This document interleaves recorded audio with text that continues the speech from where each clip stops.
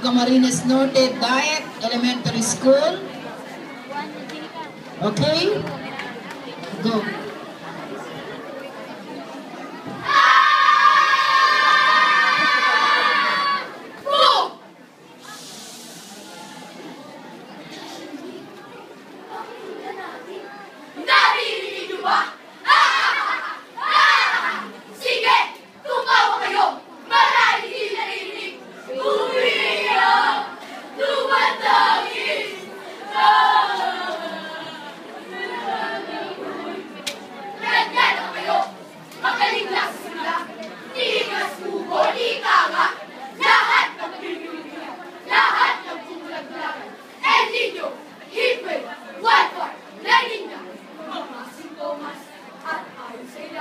Global warming!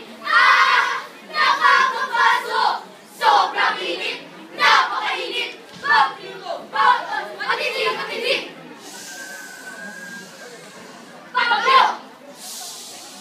Habagat! Unos! Pagkatulo ng yelo! Baha! Sala sa ilig! Dahil sa kondisyon sa ekonomiya, hinasbo ang butukan! Sinira ang kalitan! Winasak ng pagpipingakalpan! Pinutas! Para sa nalis! Para sa pagpipingakalpan! Iisa ang layunin! Lahat naghahamon! At sa ilang kombinasyon, greenhouse gases na apektuhan. Sino may sala? Sino may pananagutan? Ikaw o ikaw? Sino? Ako? O ikaw? Hindi! Tayo! Hihigit! Hindi mo ba nakikita? Puro kanson! Sabihin mo na ang gusto mo sabihin. Ang kailangan natin, solusyon! Hindi mo mawala.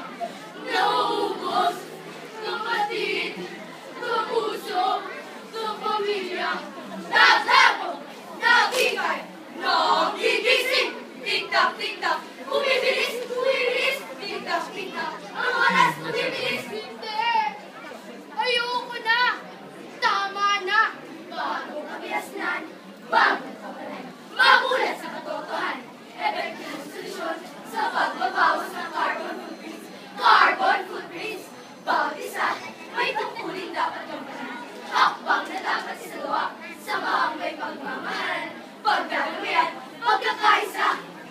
Magtanim! Dinig na nagsisiping hudya. Magtanim!